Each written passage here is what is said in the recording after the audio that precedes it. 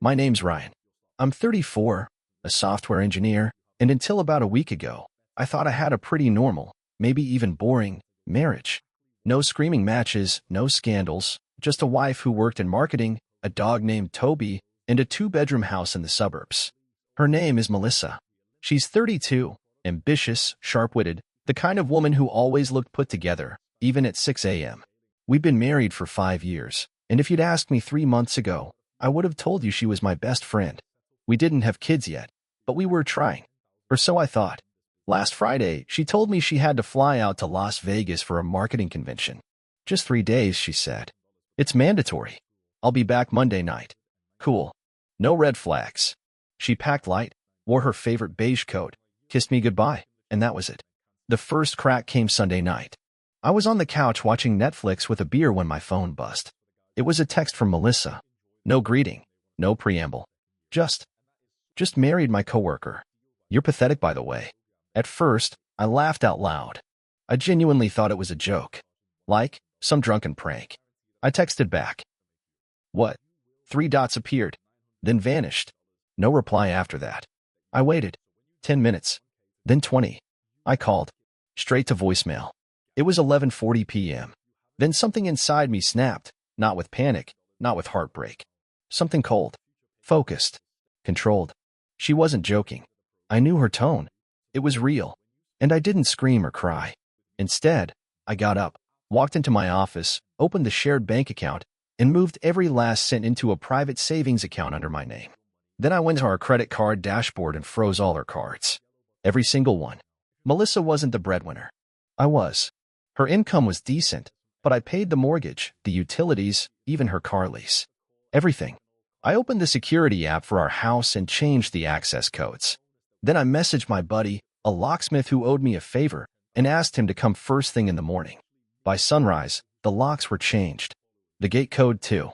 Melissa was, in every sense of the word, locked out of my life. But I wasn't done. No. I drove to her favorite boutique, the spa she visited weekly, even her go-to coffee shop, and revoked all the auto-pay cards she had on file. Petty? Maybe. But she wasn't going to float around on my dime after detonating our marriage with a forward text. Then I went to work. Business as usual. Calm, collected. Until this morning. At 9:18 a.m., someone rang the doorbell. I pulled up the video feed from my phone. It was the police. 2 officers. I opened the door cautiously. Ryan Caldwell? One of them asked. Yes. We need to speak with you regarding a report made by your wife, Melissa Caldwell. She claims you've illegally locked her out of her own residence, cut her off financially, and there's an ongoing concern about domestic coercion. I blinked. You're kidding, right? They weren't. She filed a report at 3 a.m. this morning in Las Vegas, the officer said. We're here to investigate and confirm the facts. I invited them in, handed them a folder of documents, proof of sole ownership of the house, bank statements, marriage certificate. But I wasn't smug about it. Just methodical. Calm. Also, I added, I got a text from her Sunday night. She said she married someone else. I can show you. I showed them the message. The cop raised his eyebrows but said nothing. Can you tell me the name of this coworker she allegedly married? The other officer asked. I hesitated. I don't know. She mentioned a guy named Seth once or twice. Kinda weird relationship, but I didn't pry. They wrote that down. Then, one of them asked something that stopped me cold. Do you have any reason to believe she might be in danger right now? What? No, I said, caught off guard. She's in Vegas. Probably still drunk on whatever impulsive decision she made. The 2 officers exchanged a glance. And that's when they told me something that made my blood run cold. There's a complication. The man she claims to have married, Seth Middleton, was found unconscious in a hotel room this morning. Severe head trauma. No witnesses. Melissa is currently missing. I just stared at them. She's missing. They nodded. You said you blocked her cards and accounts? Yeah, hours before she probably used them to pay for the hotel, or dinner, or whatever. The officer sighed. Well, now she doesn't have any money, any identification. Her purse was found in the hotel bathroom, abandoned. No phone, either. If this was revenge, it may have gone too far. I felt the floor shift under my feet. Hold on. I didn't touch her. I didn't even talk to her after the text. I just locked her out. That's not illegal, is it? They didn't answer right away. "We're not accusing you of anything," one said carefully, "but we need you to come down to the station for a few questions. You're currently the last person with known digital contact." As they escorted me to the car, a neighbor peeked through their blinds. My dog barked from inside the house, unaware of how upside down everything was becoming. And in the backseat of that cruiser, I kept replaying Melissa's message in my head. "Just married my coworker. You're pathetic, by the way. Was it real? Or was it a setup?" Something about it didn't add up. And I was starting to wonder, what if I wasn't the one being played? The police station wasn't what I expected. It wasn't like on TV, no shouting, no slamming fists on tables. Just a sterile room with a table, 2 chairs, a pitcher of water, and a silent camera in the corner. I wasn't handcuffed, and they didn't read me my rights. "This is just a voluntary interview," they said. "Right." Detective Paula Graves introduced herself. Mid-40s, tired eyes, but sharp. She sat across from me with a notebook she barely touched. I'd later find out she had a photographic memory. "Ryan," she began, "walk me through the last time you spoke to or saw your wife." So I told her everything. The text, the blocked cards, the locks, the silence. I even admitted to transferring the money, which she raised an eyebrow at but didn't comment on. Then she showed me something on her phone. "Is this the message she sent you?" It was a screenshot. Same words, but a different timestamp. It was dated Saturday morning, not Sunday night. A full 36 hours earlier than the message I had on my phone. "That's not right," I said. "She sent it Sunday night, 11:40. I was watching Netflix." Detective Graves didn't interrupt. She just stared at me. "Ryan, her phone was found in the hotel toilet. Damaged, but not completely destroyed. We recovered the iCloud backup. That message was sent Saturday morning, at 10:06 a.m. My mouth went dry. "No, that's not possible." She leaned back. "You're telling me you received a message 36 hours after it was sent?" I nodded slowly. "I mean, is that possible?" She said nothing for a few seconds. Then she said, "In rare cases, maybe. But here's what concerns me." She opened another file and slid it toward me. A photo. Melissa, standing in front of the Vegas Strip, arm around a man. Tall, smug smile, tattoo on his neck. I instantly recognized him. Seth. From her work party. He was the guy she said was harmless, the one I had a gut feeling about the first time I saw him. The timestamp on the photo was Saturday, 2:12 p.m., just hours after that message was sent. Witnesses say they were partying hard, Graves said. Champagne, loud music, a fight with hotel staff over noise. Nothing violent, at least, not until Sunday night. I leaned forward. "Wait, you said Sunday morning she filed a police report?" She nodded. "That's right. Around 3:30 a.m. She said her husband, you, had frozen her accounts, stranded her in Vegas, and was trying to ruin her life. She claimed she feared for her safety. That was the moment I realized something deeper was happening. Melissa wanted to make it look like I'd snapped. Like I was some controlling psycho punishing her for leaving. I sat back, overwhelmed. "You don't think I did anything to Seth, do you?" She hesitated. "His injuries are consistent with being hit with something heavy blunt force trauma. No fingerprints on the object, no signs of forced entry. The room was locked from the inside." But she paused. "Melissa was seen running out barefoot 20 minutes before he was discovered unconscious." I blinked. "So, you think she did it?" "She's missing," Graves said. "We can't say anything for sure." Another officer knocked on the door and handed Graves a file. She read it in silence. Her expression changed. Then she looked up. "We found Melissa's fingerprint on the weapon," she said quietly. "And a partial thumbprint from a third party. Not Seth." "No, not you either." I swallowed hard. "Then who?" She stood. "We're working on that. But for now, Ryan, you're free to go. Don't leave town." My legs were jelly as I walked out of the precinct. I didn't go home. I didn't go to work. I just drove. And my mind kept looping on one thing. If Melissa texted me after she was already in Vegas, and her phone was found later destroyed, then someone else had access to her phone in that window. Someone who wanted me to see that message at a specific time. Someone who wanted me to react. And I had. Like a perfect idiot. I pulled into a gas station to clear my head. That's when my phone buzzed again. No caller ID. Just a text. "You play checkers. I play chess. Want to find your wife? Start with her old therapist." I felt my stomach twist.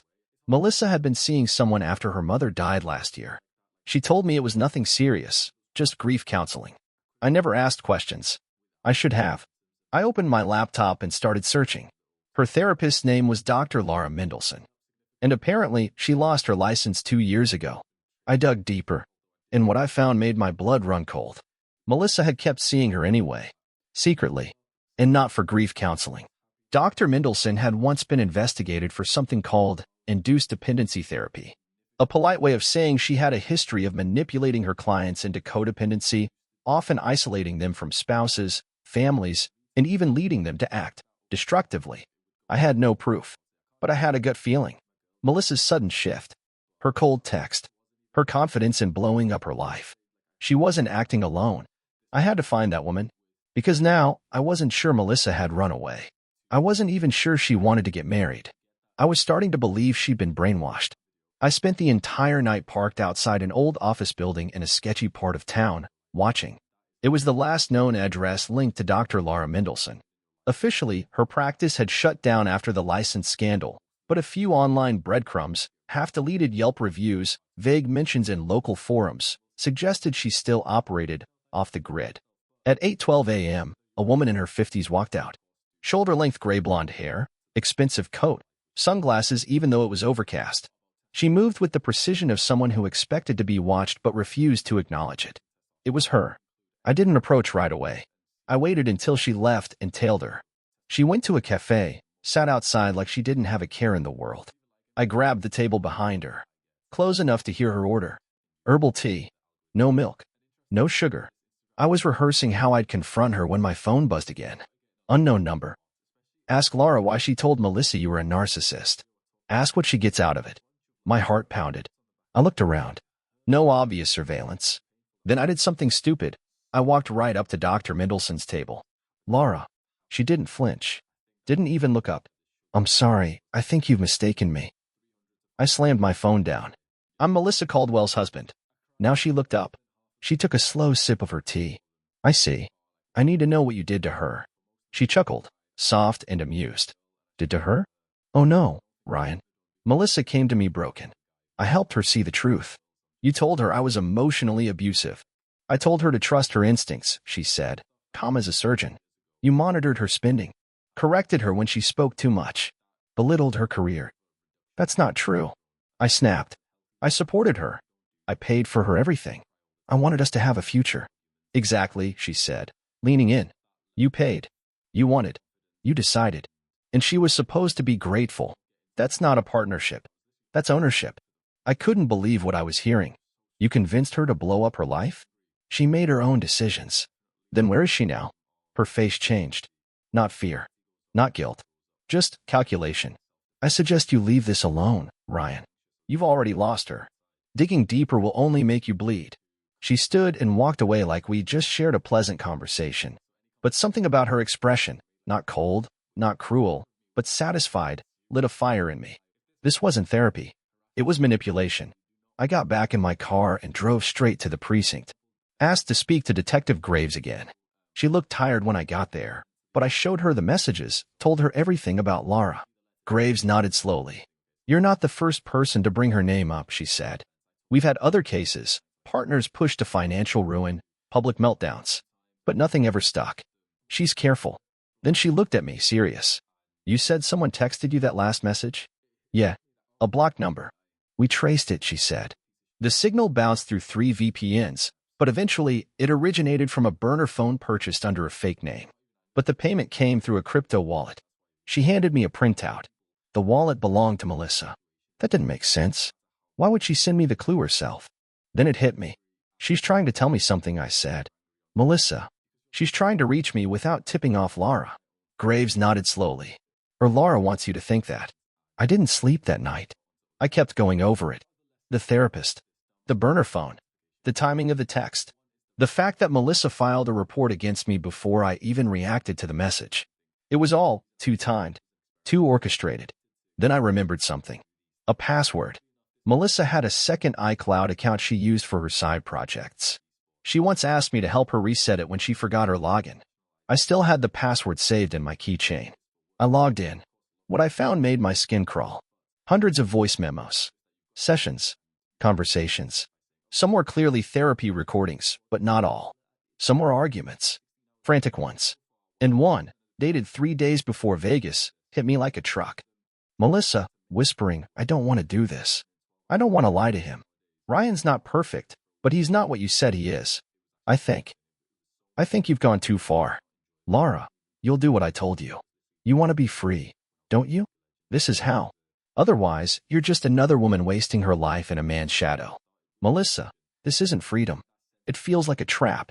Then it cuts off. I stared at the screen. My throat was dry. Melissa didn't betray me. She was being forced. And maybe, just maybe, she tried to fight back. Then my phone rang. Another blocked number. I answered. Silence. Then a voice I hadn't heard in days. Shaky. Broken. Ryan. Melissa. I need help. Where are you? I don't know. A house. There's trees. Mountains. I think we're in Utah. She took my phone. But I found this one. The battery's dying. The line cut out. No signal. No GPS. Just the sound of her voice echoing in my skull. Melissa wasn't a traitor. She was a prisoner.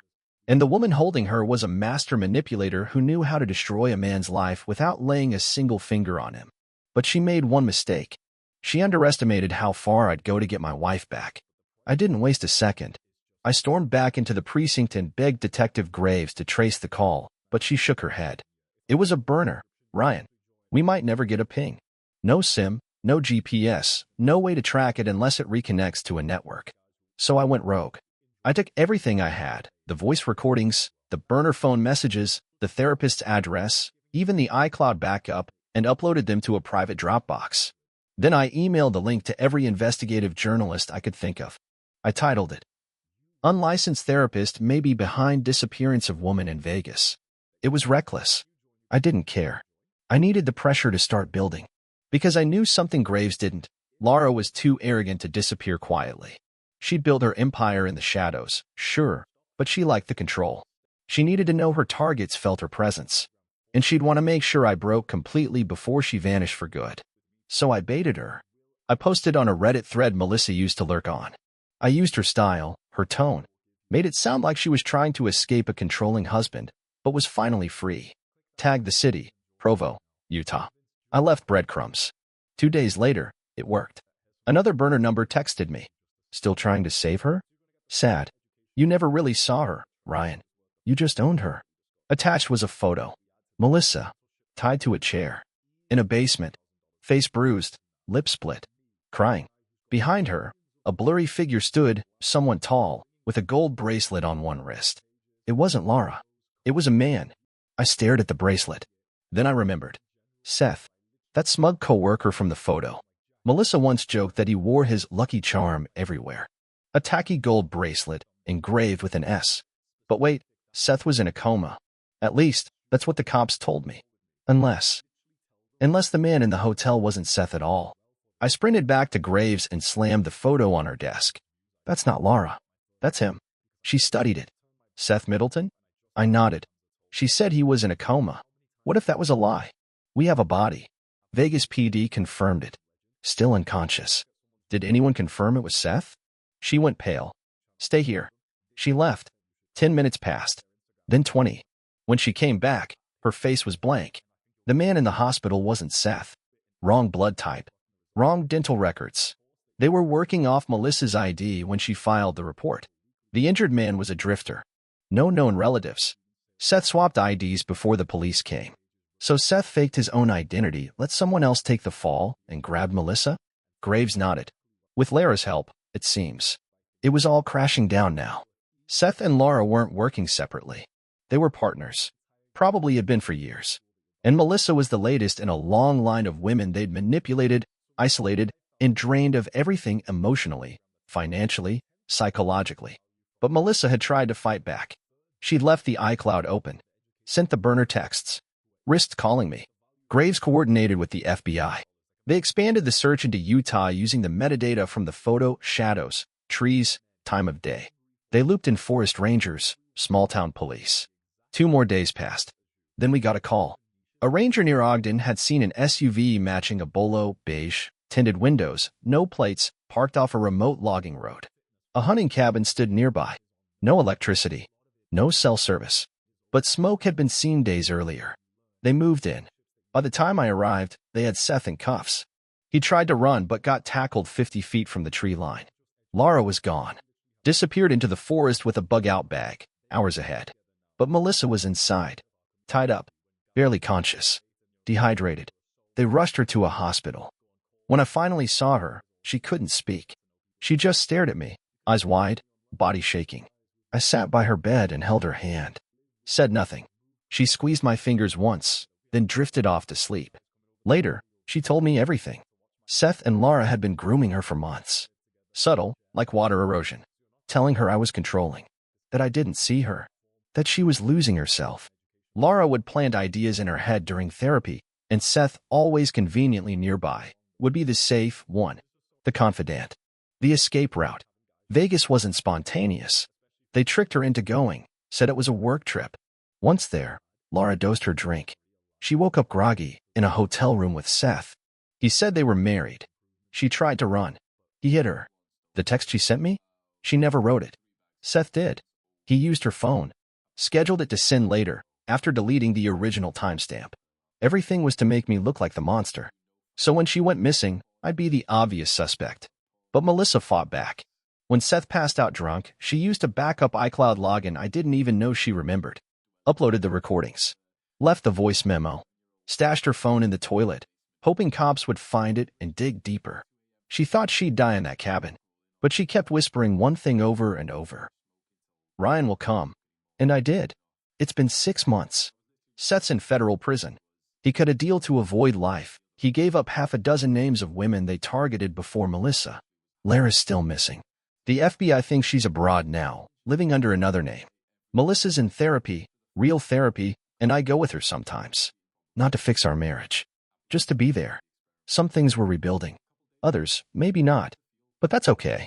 Because she's alive. She came back. And next time someone texts me, "You're pathetic," they better pray I don't reply, "Good." Because that word? That was the beginning of the end for them.